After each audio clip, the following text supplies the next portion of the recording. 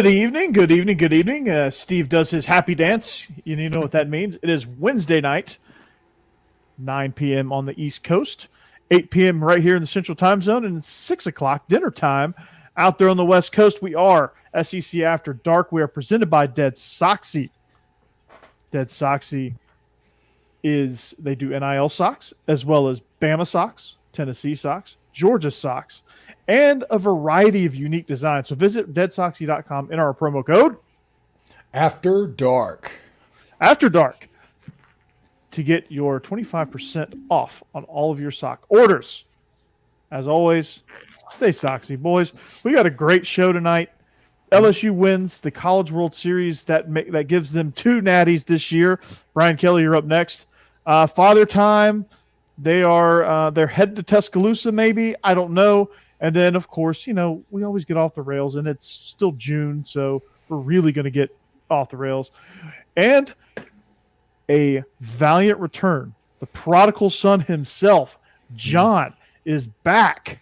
And he has one of my favorite avatars. It's Beavis. Boys, how are we doing tonight? Doing fantastic. Great. Yeah. Doing great. John is the great cornholio. Back. Yeah. And John, I know, but Tennessee made it to the College World Series. I can't exactly complain. All right. Well, you can always complain. You can go to any message board on Saturday and see that you complain. Wow, it's not like they were the top team in the SEC, and they still went to the World Series. So, hey, Georgia has a College World Series title now. I mean, the ring says LSU on it, but the new head coach. Oh my gosh, that is so weak. That is so weak. You love that, don't you? Yeah. Oh, I love it because our new head coach is the pitching coach to the team that just won and that just dominated on the mound. Won by hitting, by the way, too. They didn't win by pitching, other than Paul Skeens. I know. I'm just trying to stretch it here. I'm just trying to get any excuse to hype up our new head coach. Work with me here. Yeah, SEC's been stat for a while in baseball. It's like SEC versus SEC national title series every year. It seems like that's 3 straight championships. Is that right? Four straight. And they're a drop fly ball from like 7. Yeah. But what I think we got robbed of is how awesome would it have been if the defending champ had to crown the new champ over the last 2 years. I feel like we got robbed because last year Mississippi State would have to crown Ole Miss. Oh man! And this year Ole Miss would have to crown LSU. Oh man! That would be fun. And then who would have crowned? Would it have been Vandy that crowned Mississippi State? Yes. Mm-hmm. Good Lord. And then there's not much of a rivalry there. Yeah. No, that battle the 2 worst teams in the SEC. Yeah. Yeah. Okay, we got a fan. Cassidy, 1923 is really good. Apparently, we have a fan. We're going to record our episode 2 reaction tonight. Of episode 2, Nature's Empty Throne. And it's going to get interesting moving forward. So we're pretty fired up about that. Dang writer's strike. They should have already been filming for season 2, but it's been delayed. Yeah. Of course. But I've seen some of these shows without the writers there, and it needs to be delayed till they have the right people there. Right. Yeah, we've all saw the first season of Breaking Bad, and then we saw the additional seasons of Breaking Bad. And that first season of Breaking Bad was not good. The first season of Breaking Bad was great, and that entire show was amazing. Yeah. Oh. If you made it through the first 3 episodes of Breaking Bad, at least, hats off to you because it took every ounce of me to go. Okay, episode 4. Luckily, I was snowed in.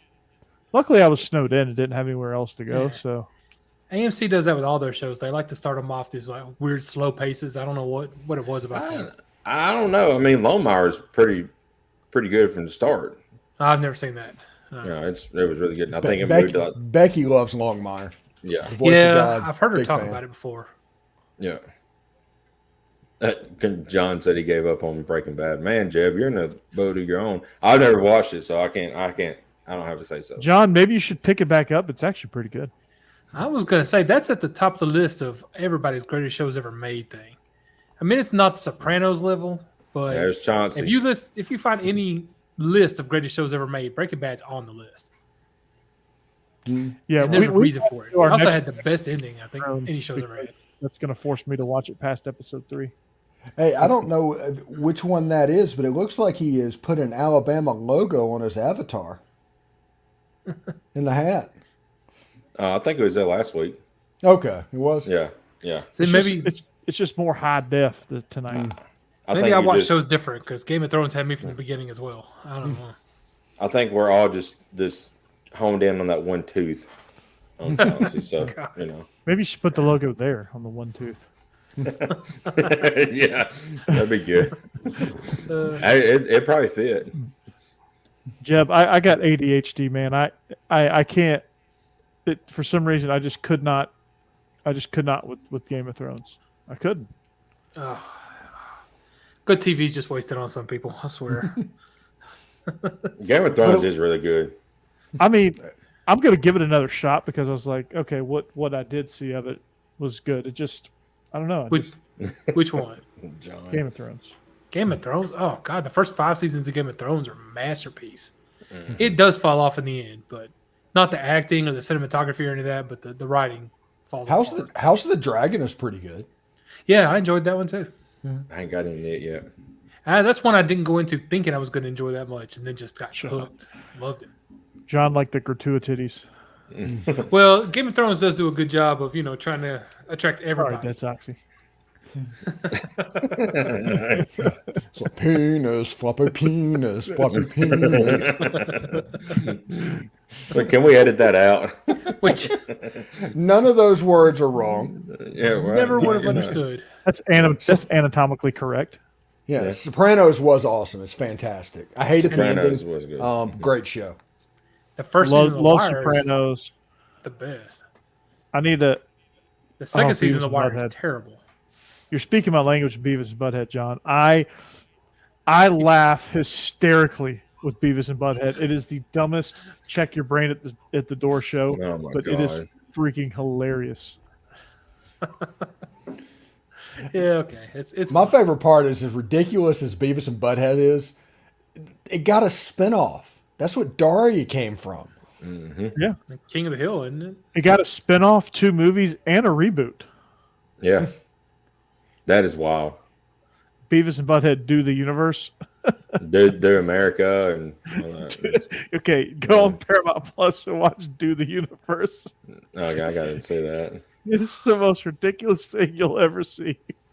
Oh my God. And the Red Wings just picked Axel Sandin Palika, defenseman from Sweden. With the NHL draft tonight? Yeah. I'm not going to know who No. any of these people are. I'm going to be like, okay, I assume that's a good pick. Michael got my reference. South Park, yeah. Yeah, I was gonna say, I don't think I'd even known the floppy penis thing if it weren't for South Park. And then they pointed out, and you can't stop thinking about it. Oh, it's awful. Thank you, South Park.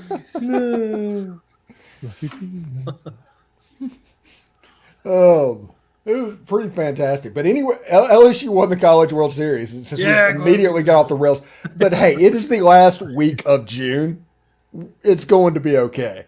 We got 3 weeks until SEC Media Day, so expect us to be off the rails pretty early for the next month. Our comments were off the rails before we even clicked live. Yeah. There's some freaking the machines in my comments. Some kind of Russian mafia. Well, you insulted Alabama. Yeah, seriously. What did you expect? Yeah, we're going to talk about trash this. or But something's. how sensitive are Alabama fans that you just questioning their team? I'm not sensitive. Jake, you must speak for your brethren. Yeah. I mean, okay, let's just go. We'll just go on this topic then. Steve is correct. Father Time is undefeated, has been, always will be. I guess the question really is, when will Father Time catch up to Saban? And honestly, at this stage right now, it hasn't at this point because he's still recruiting well. He still seems like he's got his right mindset. But will it be another 2 years, 3 years from now? Who knows? And when is Saban going to hang it up? Only Saban knows, honestly. How old is he now? Like 71? 70, 71, I think. Well, Bobby Bowden, it all seemed like it was okay with Bobby Bowden. And all of a sudden it just went off, and it looked like he was recruiting well. Everything was going fine. And then just all of a sudden it was like a switch flipped and it didn't work. And that's probably what's going to happen at Alabama. It's not a shot at Alabama. That's just the way this works. Mm-hmm. I don't know. Saban, I think, has delayed it a lot of just it. works until it doesn't. Yeah. Yeah. He's been really good at hiring coordinators and keeping his system like advanced. I don't know. It's Saban might be a cyborg though. Yeah. I just haven't seen him slow down at all yet. Michael has a really good question we need to get into in just a second. That's the whole NIL thing with the NCAA putting out the memo saying, hey, you guys have to follow what I'm saying over state laws. Mm-hmm. And the NCAA is right. I'm not a fan of the NCAA. They're absolutely right. The NCAA is a voluntary organization. You choose, you agree to follow their rules and their punishments and their guidelines in order to be in it. If you challenge that, you're risking the death of your university athletic program and death to the NAIA, unless you can convince 30 other teams to join a system with you. This is not a situation you can win. Right. NCAA also bans marijuana. It's legal in California, though, but athletes in California can't do it because it's a voluntary organization, and you can't tell them as the government how to run their private business. In the same way, a bakery can't be forced to make a cake.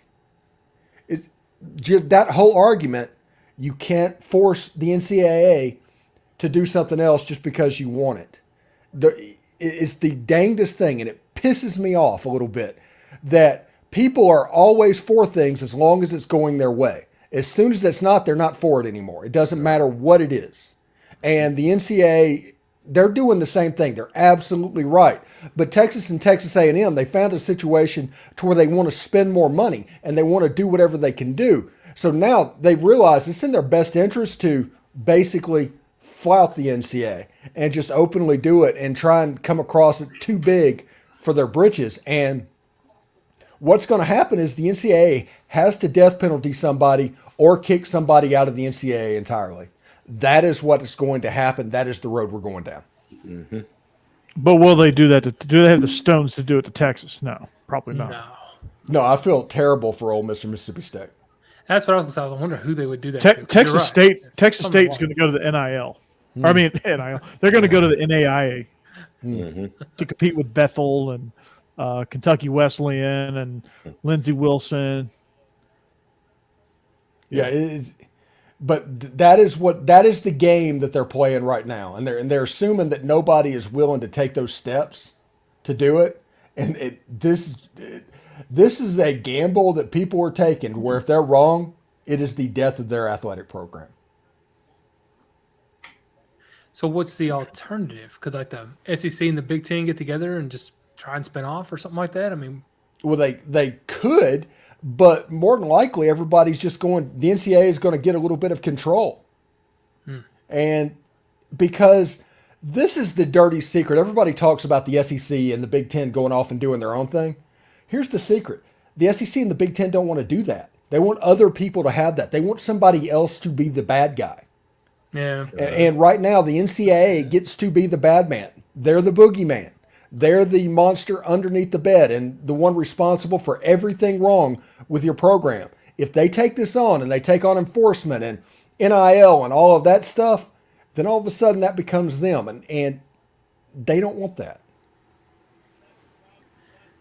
Man, I just wish there was some way to clean them up a little bit. I mean, we still haven't heard anything about Tennessee sanctions, have we? I mean, it shouldn't take 2, 3, 4 years to investigate things. Because by the time they sanction Tennessee, all the people involved are gone. Yeah, long gone. All the players, all the coaches, everyone. The staff, it doesn't matter. It doesn't make sense. Those McDonald's bags are biodegraded, everything. Turned into soil. Good. The irony is right now, they can take as long as they want to over this NIL collective stuff because the people involved are going to be involved. Yeah, that's true. They're not going anywhere. This isn't coaches anymore. This is actual booster sanctions. and Boosters a and coordinated. collectives and- Yeah, and it absolutely can take whatever it takes. Now the thing about it is, they have no subpoena power. They can't do anything. So what they need to do is basically be extremely loose with the rules. Honestly, if you get somebody that's halfway innocent, treat them as guilty. And this will slowly start to die out because once people realize people are getting hit, they'll go back to under the table type stuff and stuff that we're pretty familiar with. Yeah, there'll be, and then this is putting up some guardrails, and it probably needs to happen. Oh, it absolutely needs to happen. But the problem is they're going to have to make an example out of one of these like A&M right now. I can't believe A&M's playing chicken right now because the NCAA needs a scalp and a real scalp to be relevant. And A&M playing chicken with them? USC. USC, yeah. Yeah, well, even with USC, but A&M said they literally came out after the memo and said, hey, our state law is this, and we're going to go by that. Basically said we're going to ignore this memo because July 1st, which is this weekend, Texas A&M has it set up to where you can start donating to NIL and getting like priority parts and all of this stuff that those memos said that you couldn't do. A&M is going to do it. That's the reason Ross Stewart came out. So A&M might be the test case for this moving forward. Just another feather in there. Let's make their own spinoff reality show for Texas A&M because this is going to get interesting. Yeah. But yeah, I mean, good for the NCAA, I guess. I mean, they've been drugged through the mud. They've been toothless. They've been whatever. Rightfully so. And rightfully so. They've earned that, but they have a chance to earn back some trust where you can say, okay, and credibility. Yeah, and some credibility of like, okay, the NCAA says this, it's going to happen. Yeah, it's got to the point. People's afraid to be the, I don't know, the bad guy. I don't know if that's the right word. But it's at the point now where state laws can say, hey, it's legal to cheat in the NCAA and there's nothing they can do about it. Because that's essentially what Texas has done. Yeah. And they're saying, okay, what are you going to do about it, NCAA? And the answer is they're going to do something, I think. Because if they don't, it's the end of the NCAA. And honestly, it's the end of about 95% of all college athletics programs and 99% of all sports.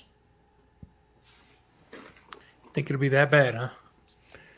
Yeah, because if this turns into a truly thing where people just give up, all of a sudden the fans are going to quit going. FBS and SEC football is going to start looking like Division II football. And, you know, purists might like it, but it's not going to be what it was. And it's all because of greed. Yep. Greed usually kills just about everything, unfortunately. Yeah. No, I agree. I agree, John. Yeah, John, I think we all are trying to figure out why Texas A&M are in the SEC. But you know what's crazy? Speaking of Texas A&M, Georgia will play at Texas in a conference game before they will play at Texas A&M. Well, that's a tradition unlike any other. It's freaking hilarious. What was that? SEC Shorts came out and had the videos like, it is our tradition that Texas A&M does not play Georgia. Right. Yeah. And Vandy is still just like, man, y'all just trying to kill us. You're just trying Well, to they're Mississippi and State. SEC, huh? Mississippi State's like, this is not the real schedule, is it? Yeah. And Bama's like, Nick Saban's like, that's just not a good. I'm gonna have to talk to Sankey. I'll be right back. Man, if you want an exercise in low bars and fear, look at what Mississippi State did during this 8 or 9 game conversation. Good gosh. You're in a big boy league. Go play in Conference USA or the Sun Belt if you want to play teams like that. If you want to compete. Go play in the ACC. Mm-hmm.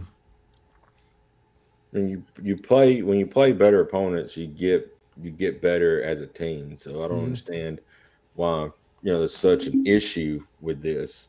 Yeah, SEC baseball is the best in the country. Right. Everybody agrees with that. But all of those teams play in the SEC.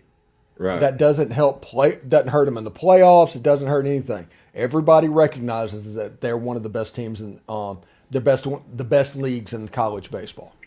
And I mean, softball will probably be there in a couple of years next year once Oklahoma moves over. So, and women's basketball's heading that way.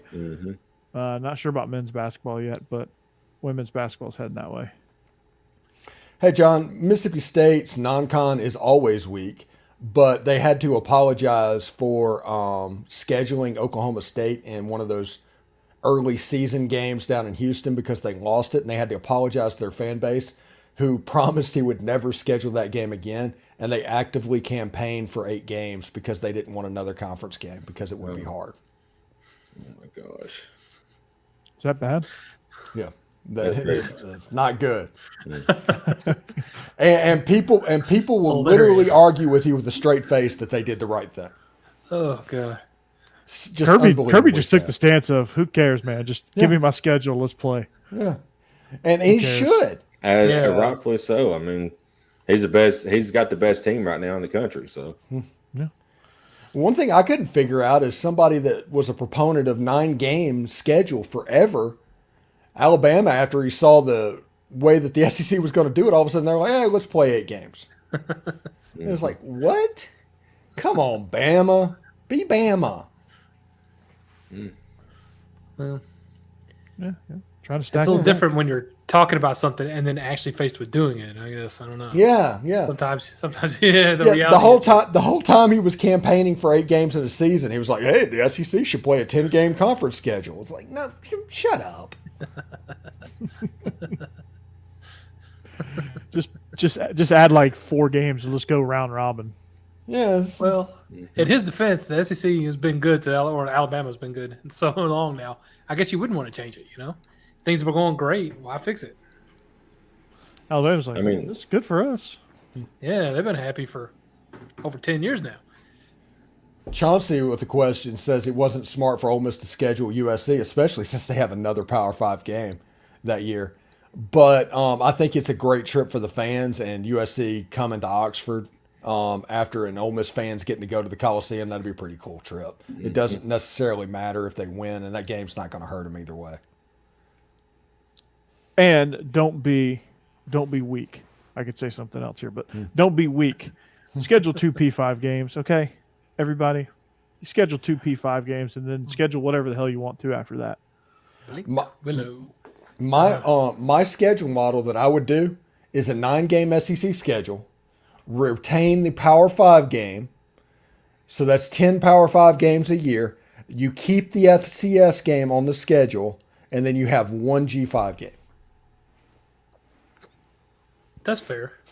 I like that too. I don't care. I mean, I'm just I'm all for just let's freaking go, man. Let's play a bunch. I don't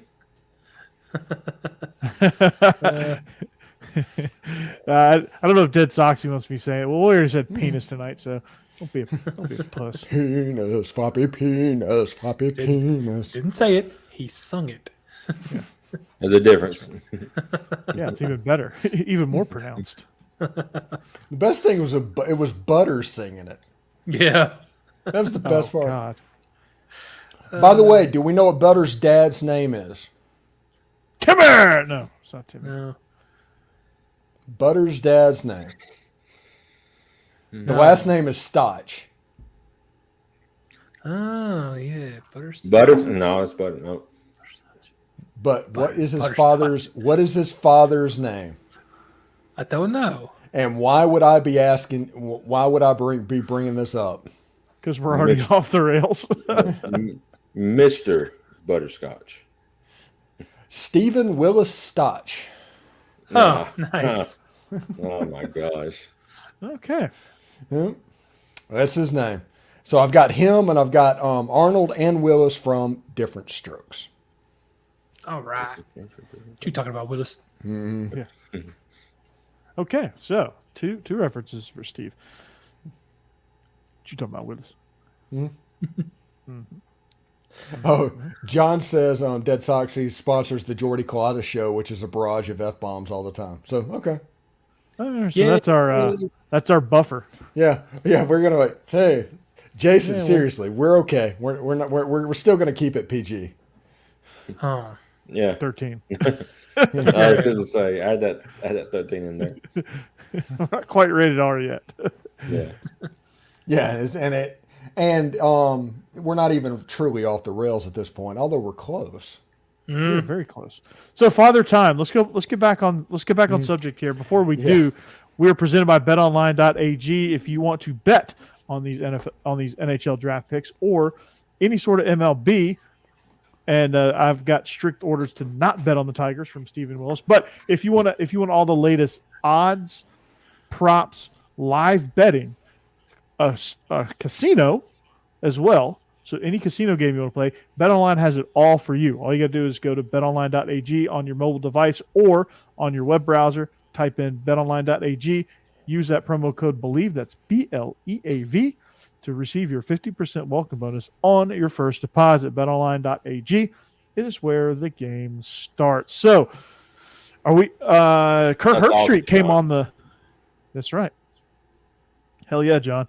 Kirk Herbstreit came on the Pat McAfee show and absolutely said he was going to put his money on Bama to win the national championship this year. I wonder if he's going to do it on betonline.ag. That's another question. Probably not, but hopefully he will.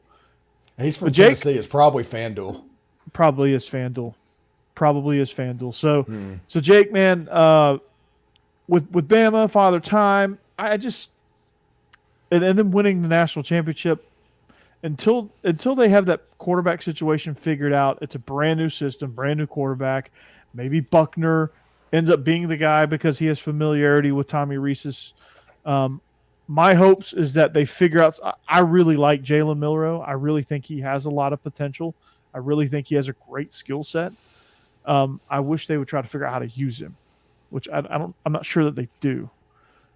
It's going to be kind of one of those, square peg round hole, where Bama get out of here. You know, I'm kind of worried it's going to be that. But again, you got to figure out the quarterback position. You got to figure out a target to throw to. You've got to figure out defensively what you're going to do, which I think they've got a pretty good handle on that. I think they're just going to go back to just pummel you with pressures and things. I think that's just the Kevin Steele way. But man, it's when's it going to what's your take on that? I mean, I know I know for your Tide Talk Live, you guys are discussing and breaking down. Mm-hmm. So you just, I mean, honestly, this quarterback situation, that's the biggest issue. And, both quarterbacks, I know Todd Simpson had his thumb hurt during the A-Day game. He hadn't been able, I think he's got it healed now, and he's been out practicing. But Jalen Milroe's been with the wide receiver group. They went to Florida for a few weeks to practice down there, got training, and they've been doing a lot of drills in the offseason together. So continuity, he's got a head start on Todd Simpson. But, I still think both of them probably see the field the first game of the year. And whoever, I guess, seizes the moment there, because, I mean, week 2, you've got to have a quarterback because you got Texas rolling in. So you've got to have that situation figured out in that very first game against Middle Tennessee State. So when you watch a Tommy Rees offense, I mean, you obviously you have to watch Notre Dame games, which I don't know about that. That might be stick some hot pokers in your eyes. But no, in all seriousness, when you watch a Tommy Rees offense, like what do you see? What do you and Stacey see as their identity, and what he's going to bring to Alabama? It's going to be a lot more running the ball this year because, I mean, the stable of running backs we got 5 or 6 deep that we can go with. So and we got a really physical offensive line for the first time in a couple years. So all that, you can run the ball while you try to figure out the quarterback situation and find out who's going to be that lead target at wide receiver. And I think Tommy Rees is going to fit this team well because he does a lot more check downs and a lot more options at the line. send out Bill O'Brien. We just got a play call and we just ran with it. Rather, didn't matter how the defense was set up. Now I know Bryce Young kind of saw it and then checked and went to a different play. But with Tommy Rees, they're going to get set. They're going to have motion. That's another big thing, is a lot of motion in his offense. So I'm excited to see that. Interesting. I'll be interested to kind of see what changes he makes coming from Notre Dame into the SEC at Alabama. Just figuring out how, do you run fewer schemes with more window dressing? Do you focus on a few RPOs? Do you incorporate your quarterback in the run game? I don't know how good of a runner Buckner is, and I definitely don't know how good of a runner Simpson is. I think Simpson's good enough to be dangerous, but we all know what kind of runner Milroe is. So, right. I think that's got to be incorporated. I think you've got to have something for that. Maybe you go two quarterbacks. Maybe you have a package for Milroe. I don't know how creative he's willing to get with this whole situation. Yeah, it remains to be seen. Now, was it Jace McClellan? I'm expecting him to have a decent year with the backup being one of the 5 stars. Mm-hmm. But you can't count on those 5-star running backs straight at the beginning. You can't count on the quarterback straight at the beginning. The wide receiver group, while talented as Alabama wide receiver groups, I don't know if I could name one position player on the outside right now for Alabama. Tight end wise, Tommy Rees, I do know that he knows how to get the best out of a tight end. Mm-hmm. So I'm expecting Buckner to get plenty of run, but I think best case scenario for Alabama moving forward this year and beyond is that Ty Simpson figures it out. Yeah. And that's the goal. And if he does, Bama will be just fine. It won't matter who the receivers are. He'll make the receivers who they need to be if Ty Simpson can be the guy, or if Jalen Milroe can be the guy. I think both are they're equally talented in different ways, if that makes sense. Yeah, I agree 100%. So yeah, I agree. I get a chance to prove it. It's just a situation where Nick Saban right now, he is basically copying Kirby Smart because he realized that he did not need to change his offense in 2014 when he brought Lane Kiffin in.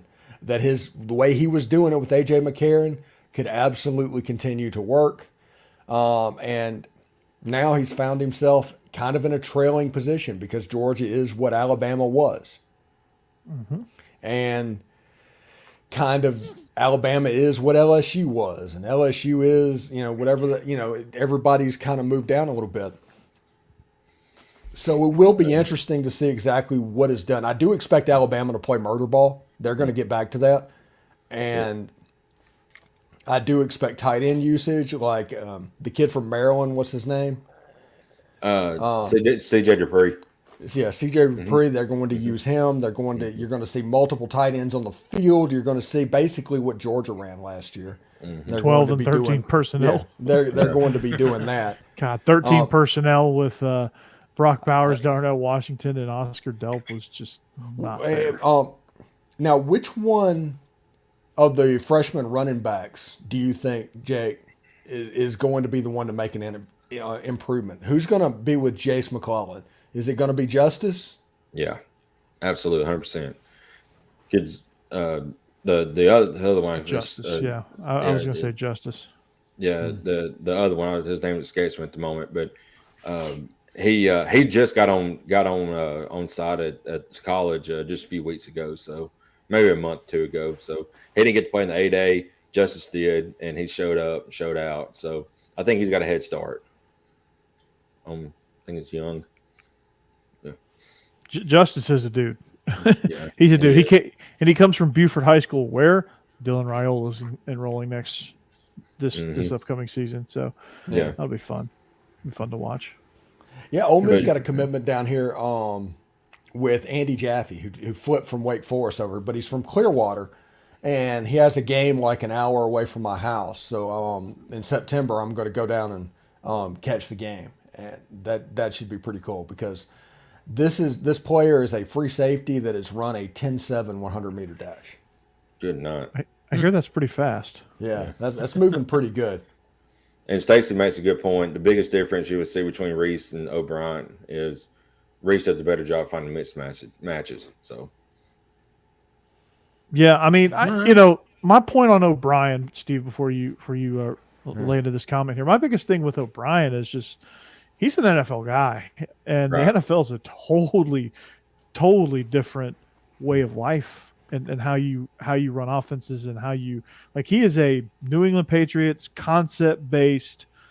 Like he's going to fit in whoever he can into the concept, whether he has Danny Amendola, whether he has 5'8" white guys across the board at receiver, or he has dynamic guys. It's a total you're going to see Bill Bryan get his O back in New England. You're going to go. That's not the same person. I think Stacey is right, and he's also wrong because Bill Bryan is better. He's right, but it's also apples and oranges. He's better at creating mismatches because that's exactly everything that his offense is. I think Tommy Rees is going to be better at playing old-time football to where it's the difference between modern NBA offense to where you just pick and roll and just play short man games or short games versus the old school days with Dean Smith and Bobby Knight running the motion offense. Tommy Rees does stuff like that. His stuff is more full scheme, 11 on 11 based, as opposed modern to NBA is find Steph Curry and let him jack one up. Yeah, that's and instead of Jamison Williams is on a safety right here, we're going to figure out a way to make that happen. That's the way Bill Bryan put it together. Tommy Rees is going to say, "Hey, we're putting 3 tight ends on the field. You don't have enough players that can cover all of them." Can you imagine if Bill Bryan had Slade Bolden, what he'd be able to do? That'd be his Julian Edelman. Well, I was going to say Wes Welker. about Bill Bryan going back to New England. New England's offense will automatically be better because they had a defense coordinator to call an offensive plays last year. So, I mean, Matt Patricia, really? yeah, exactly. I mean, yeah, you're gonna. Come on. He's like, come on. You're going to gain mean, 3 wins just on that, but I mean, you're going to see a remarkable difference. You're going to be like, whoa. You're the New England Patriots. How do you not have some offensive-minded coach that wants to come coach under Bill Belichick? I just do not understand that. Was by design. Well, yeah. Had to be. Had to be. It had to be on purpose. It's amazing. Yeah. And then Bill Belichick's like, wait a second, that sucked. I'm not going to, okay, this, whatever pettiness I'm doing right now, I'm just going to stop because that sucked last year. Yeah, it was terrible. And you got fans that are saying it was Mac Jones' fault. No, it wasn't. No, Mac. You could see Mac Jones. Mac Jones was about ready to throw his helmet through Matt Patricia's head. Yeah, got his Definitely ankle wasn't broke too, Mac I think, Jones. didn't he? Yeah, it definitely wasn't Mac Jones. You could visit, you would watch a Patriots game and go, "What the hell are they doing out there?" Okay, I've got the soccer U.S. game pregame show on right now, getting ready for their game with St. Kitts, and Landon Donovan's on there, and that dude is fighting to keep the hair on the top of his head more than anybody else. It's like his forehead goes back to there. Oh my gosh, he's in a world of hurt. Yeah, he's like, he's got to give up. Go bald, go Michael Stipe, and let's just either that or wear a hat. Stipe. Michael Stipe. You dropped the Michael Stipe on him. That's wow. That's we got impressive. some Roll Tide Rolls popping into the comments at the moment. RTR. Like I said, Alabama fans are angry with me about the way I named the title, and I was the one that named the title. Nobody else did it. But y'all do not hate me half as much as your brothers from West Georgia does. Ain't no brothers from West Georgia. No. The Tigers. That's Corey's brothers. By the way, 247 put out like a top 10 list of coaches. Did y'all see this? No. And they put Hugh Freeze on the list. And it's like, why? How? Of course they did. How? How is Hugh Freeze on that list? He's got 2 wins against Alabama. That's it. They think, I mean, schematically he's fairly solid, but he's going to do this with Peyton Thorne, who couldn't cut it at Michigan State. And they're going to try to do it with Robbie Ashford, who has obviously proven that he has not grasped the position of quarterback at the college level yet. Little Bird told me that Hugh Freeze and Robbie Ashford are not best friends. Yeah. That's even. I mean, and it goes to even to that. Like, okay, that's another strike in that quarterback situation over there. So it's like, what do we think they're going to accomplish? They have no depth. They have a new way of life. They have a Sparty cast off. Like, it's going to be a rough go. Yeah. But then again, you're going to watch them at some point in October and go, wait a minute, they're supposed to suck. Well, they're going to flash and they're going to jump like the game that they're not going to suck on. And I tell everybody, if you're an Ole Miss fan, you know exactly what I'm talking about. They're going to play the game of their life that night. Just expect Alabama. Yep. They will against Georgia too, because they haven't beaten Georgia in a while, and Georgia's defending 2-time national champions. So they're going to try to knock them off. The game's at Jordan-Hare Stadium. It's going to be at 7:00 at night. It's going to be dark. It's going to be zoo-like, and people have already told me Hugh Freeze is making that their Super Bowl. Of course he is, because of what happened whenever you left Ole Miss.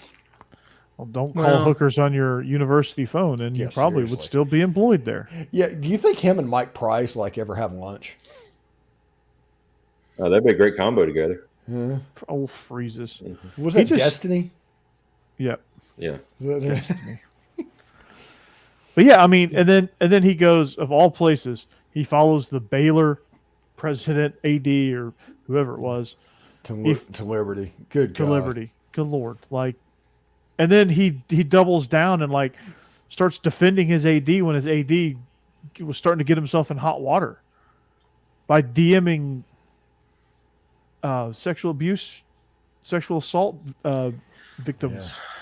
It's like, what are you doing? It's a mess. Just put Twitter down. That's what got him in trouble at Ole Miss. If he wouldn't have sent that tweet, that infamous tweet at Ole Miss that says, unless you have any proof about NCAA violations, or if you have it, email compliance@olemiss.edu. If not, quit slandering these players and their families or something like that. If he would not have sent that tweet, Ole Miss wouldn't have gone on probation. Hugh Freeze would probably still be at Ole Miss. But he just needs to be banned from Twitter for the rest of his days. I mean, it's pretty ironic that Auburn hires him after what they tried to do with their previous coach. I mean, it's just the irony there is so crazy. Yeah, I mean, honestly, with what they have at quarterback, they'd have been better off just keeping Gus. Right. Ashford is a perfect Gus quarterback. I have said that since they fired him. Like, there's Nebraska all over again. You fire a coach to win 9 games, and Georgia when they did Mark Richt, but Georgia had Kirby in the. That was different. Mark Richt it was time for. You could see in Mark Richt's face in that 15 season that he was cooked, man. He was done. Yeah, he was burnt out, man, and it was just getting stale. That one needed to happen. I love Coach Richt. I worked for Coach Richt, but that one that's just one of those things that after 15 years, it was just time. Mm-hmm. And he was diagnosed with Parkinson's disease a year or two ago. His health was slipping. I mean, it was not a good situation. So that one should have happened. Yeah. I mean, I get where you're going with that. He was a perennial 10-win coach and got Georgia back on the map after the Goff and Donnan years. But I mean, he took him as far as he could, and Georgia fans loved Richt, or at least the real ones. Chauncey's got a great point there. I mean, that is a tough 4-week schedule for Auburn. Texas A&M and LSU? No, it's not. I'm just kidding. All I can say is if Ole Miss ends up curb stomping Auburn, tune into my show. I can't wait. There's going to be some payback that week. Mm-hmm. And if Auburn wins, the show's canceled. Yeah. I'm done. And if Auburn wins, Steve, open your comments. I'm still up. The same people. I'm telling you, I was getting DMs sent to me of recordings of podcasts I did like 3 weeks ago talking about Lane Kiffin not going anywhere. It was the most bizarre stuff ever. I'm going to say this real slow so Mississippi State people can understand it. You guys are lightweights compared to them. Step up your hate game. Come on, people. Yeah. If you want to try and bully somebody online, you need to go over there and take some classes, because that 2 weeks for me was uncomfortable. I'm sure. But I do think Auburn's going to end up 6-6 probably this year. By the way, I know what I wanted to say earlier. Y'all were talking about Gus Malzahn, and then it went to Brian Harsin, and everybody's talking like Brian Harsin can't coach or it's a problem with that. He was a terrible fit. The reality of it is, though, Gus Malzahn is like putting ethanol in your car. It's not easy to get off of it. There was offensive line problems, the way the system was run. Mm-hmm. The personnel fits for what Gus does not necessarily fit what other people do. Right. And which is why the Harsin hire was even more baffling. Like, you've got to go find somebody that's similar. Yeah, but the problem with it is there's no. I don't think they understand. Mr. Yellowwood does not get that. That's why they're in the position they're in. And that's the reason they're probably going to go 5-7, 6-6 this year, and they're going to be battling with Mississippi State probably for the bottom of the SEC West. They're in the situation they're in because of him. Mm-hmm. Yeah, because whenever Gus took Cam to the national championship, before the RPO rules and things like that was changed, and allowed that Auburn team to be great, and then Nick Marshall was able to do it. There was a 5-year period to where that offense was the cock of the walk, and then all of a sudden the rules changed, and that offense kind of regressed to the mean. And it wasn't that Gus forgot to coach. It's just the rules changed that you couldn't get away with what you did. Right. Rules changed. Defenses figured it out, and he just wasn't. He was slow on evolving. Yeah. Like that's what happened. He was slow in his evolution with his offense. He's doing okay at UCF. I think. Well, he has the perfect quarterback to run his system. Yeah. The absolute perfect quarterback. Yeah. Other than getting Nick Marshall, the perfect quarterback. Plumlee. Yeah. Yes, very much so. And he'll continue to. I think he'll continue to recruit those types, and he'll kill it down there. Mm-hmm.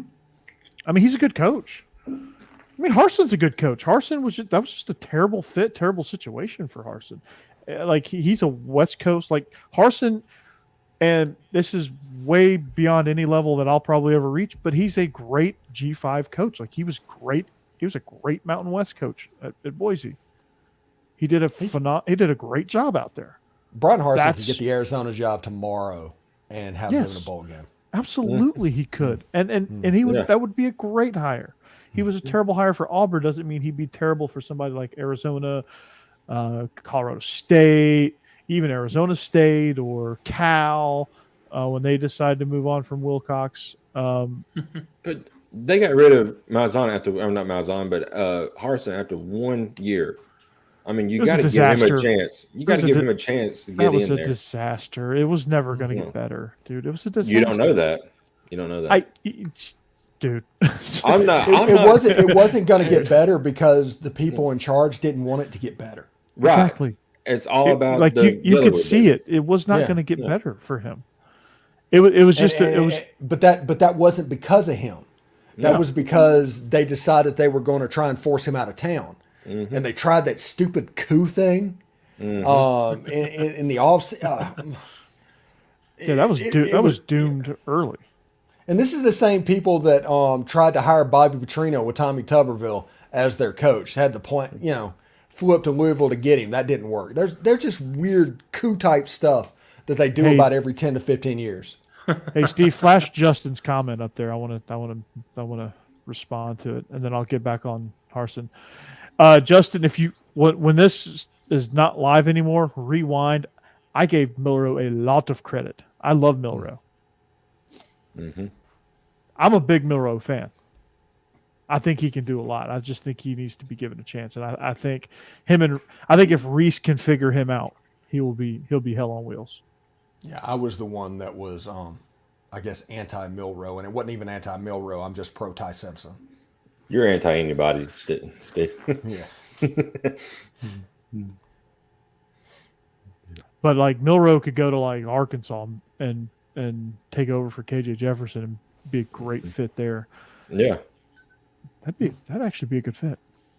That'd be KJ, I'm telling you, I think Arkansas people are doing a little bit of fool's gold right now because Kendall Briles to Dan Enos. That's a thing. Oh boy, I don't. I saw what he did at Miami. Oh my god. Yeah. That's a thing we need to pay attention to. I get that he was one of Bert's boys, but yeah, maybe he should go be Bert's boys up in Illinois with Bert. Like that's a total. I don't like that one bit. Yeah, you lose Kendall Briles and you replace him with Dan Enos. I mean, I'm sure Dan Enos I'm sure he can coach, but I just don't like that for Arkansas. Chauncey's got a question for us. ooh, That's a good one. top 5 SEC quarterbacks this year. Okay, AJ Swan number 1. all right, in no particular order. Hey, I do love AJ Swan. No particular order. Graham Mertz. No, I'm just kidding. Devin Leary. Devin Leary, KJ. I think despite Dan Enos, I think KJ Jefferson's still going to produce. Jaden Daniels. Jaden Daniels, Jackson Dart, and AJ Swan. Yeah, I love AJ Swan. Love AJ Swan. Numbers wise, I think those are going to be your top 5 guys. I think he's going to be an excellent quarterback at Alabama next year. AJ Swan. After he gets his degree. Yeah. That'd be smart. By the way, this is something that I cannot forget, and I don't understand. I wish somebody would tell me and clue me in on what's going on. Okay? Okay. I'm here to do that for you. Why don't borderline, like, guys that might make it a cup of coffee in the NFL, but they know there's no long-term chance, but really good college football players. I'm talking people like Johnny Manziel, that group, that type. Why don't they transfer to Vanderbilt for the diploma? Because Vanderbilt has to take them. Well, if this was the plan, it feels like you would be able to do that. I think most of them still just. You would think so, but like Vanderbilt's pretty stingy as a university as far as letting people in. Like there's a whole other side of this coin that you're not thinking about here. Yeah. And a lot of people aren't realistic about the NFL. They really believe they're going to make it if they work hard enough. And going to Vanderbilt, you're going to lose. So I mean, you can make it to the NFL from Vanderbilt. You play in the can. Best conference in the country. You can, but they're going to go to where they think their talents are going to be best suited. They're not looking at the school and how good it is. They're looking at what's going to help them the most in the future. They think to get in the NFL. I mean, and most of them aren't going to make it, but you can't help. You just go somewhere that has the letters SEC, and you'll be fine. I think that's. Yeah, and Vanderbilt saved my life. That's where this is coming from. You know, I always have a soft spot for Vanderbilt. And I just want to, like I said, I love AJ. Whatever it is about Vandy quarterbacks, Ken Seals. Well, I was the president of the Ken Seals fan club for a year. Now AJ Swan is like, hey, Clarkley has it kind of going on, and Barton is like, whoa, dude, we need a running back. And I like Clarkley. Don't hate on him. So John says I am a coaching robot. I have to show emotion now. Yeah. He showed a little more in year 2 than he did. He did talk about being a dominant program in college football. That was awesome. Before it goes away, freaking amazing. Nussmeier is in the top 5 SEC quarterbacks. Is he quarterback? Is he going to be QB1 for LSU even? No. Jaden Daniels. And by the way, everybody's talking about, there was a tweet on there, I think it was PFF or maybe the SEC talking about, does LSU have the top quarterback room in the SEC? And other than Daniels and Nussmeier, I don't know who the third one is. Ole Miss is 4 deep. Ole Miss has to use the team meeting room for their quarterback meeting. Yeah. Yeah. As far as quarterback rooms, you might have a guy that's the front end guy. Jaden Daniels might be better than Jackson Dart, but your third and fourth guy is nowhere near Walker Howard and Austin Simmons. I would put Georgia on that list with, yeah. Honestly, whenever they ask the top 5 quarterbacks, I would put Carson Beck on that list, probably. Whoever wins that job. Maybe. Yeah. I don't know if statistically he's going to outperform those other guys, but I think Carson Beck's right there, number 6, though. He's right there on the edge. I don't know that he's going to Georgia's going to be a very weird team this year where you're going to see probably a lot of domination, but like the stats aren't going to match up for some reason. It's going to be one of those odd years where you're like, okay, these they shouldn't be, but the stats are. We're going to run the ball a lot. Too, if a grandpa could put up the numbers someone did last year, I feel like a kid will do a good job. You mean the dude that just signed a 4-year NFL contract? with the Los Angeles Rams, who might be quarterback 1 in LA after like week 3 when Stafford just realizes that maybe he shouldn't have came back because he's not healthy at all. I won't be betting on that team if he's quarterback number 1. John asked if I've seen Walker Howard throw. Yes, in the spring game, he absolutely balled out. He looked like Eli out there, to the point where people are calling for Walker Howard to be the main guy now. Jeb, don't bet against Stetson now. We've all learned our lesson there. Stetquavius, he's got his fade tight. He's good. He's good to go. He's going to make a good coach somewhere. Good idea. One of my favorite stats is the person that runs the Super Bowl, that won the Super Bowl and that's played in the NFL for like 4 years is younger than Stetson Bennett. Mm-hmm. Yeah. I mean, it's absolutely my favorite hilarious. Stat. That's my favorite stat. It is absolutely hilarious. He's older than half of the league. And he's a rookie. Stetson Bennett being older than Patrick Mahomes or Jalen Hurts. Oh my goodness. Lamar. He's younger, older than Lamar too. Oh, Lamar's been in the league by the way, our super media scouts are out and about. Did you just give us spirit fingers? Yeah, I got jazz hands. Media scouts have came out and everybody. Joe Milton is obviously the best quarterback since Anthony Richardson because of the Manning Passing Academy threw the ball 75 yards. That's true. In shorts and a t-shirt. Mm-hmm. Without really having to try that hard. Did somebody catch it? Not the first time. But the second time, yes. It was a screen pass. I love the whole thing. Whenever it's like Anthony Richard hit the ceiling. Yeah, it was supposed to be a screen pass. Right. Yeah. Was there a receiver up there? No. Well, that tracks. Yeah. That's legit. Yeah. Checks out. That checks out. Joe. Oh. Yeah. Joe. I think he did hit one where they actually showed the guy catching it. That was a pretty amazing throw, but we know he can do that. Nobody was worried about that.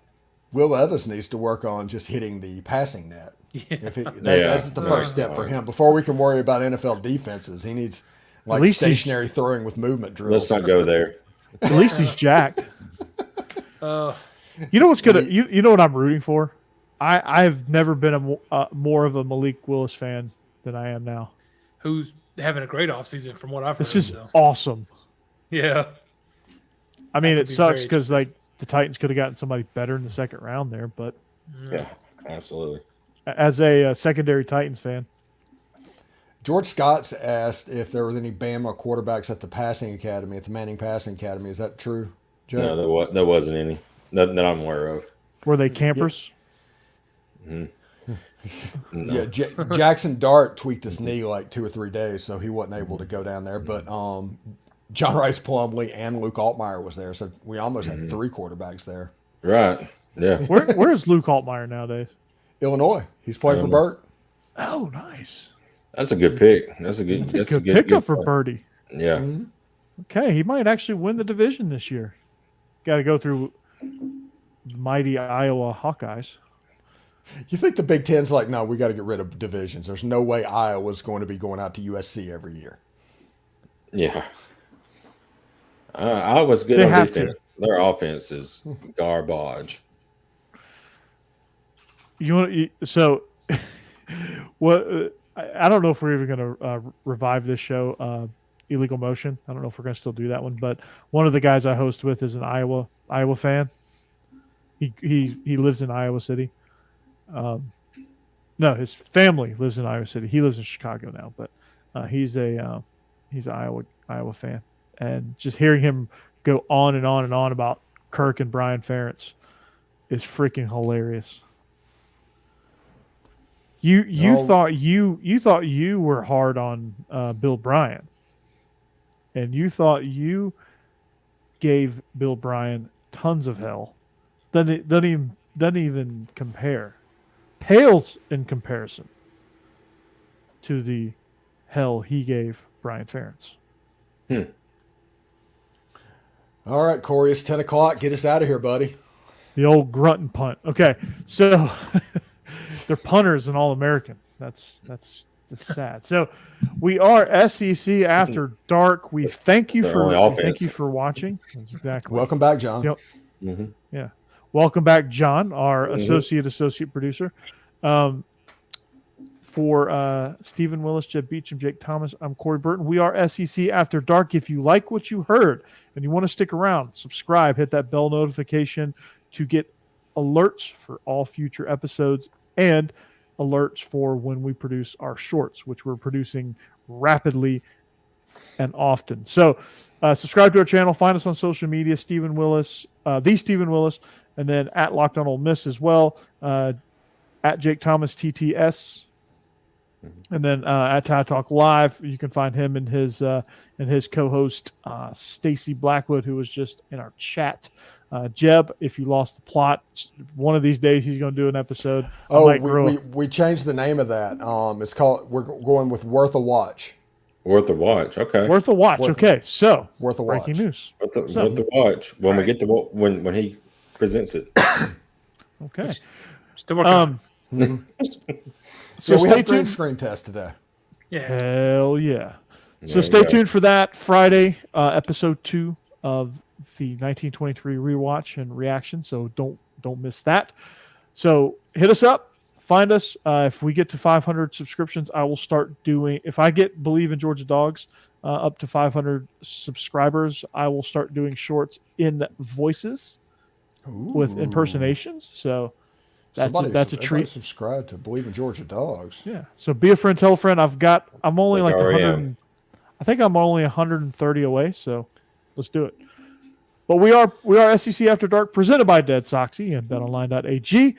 Until Friday, we'll see you back here, better than ever. And as always, you know the drill. Go Dogs. Hotty toddy. Go Vols. Roll Tide and go Braves.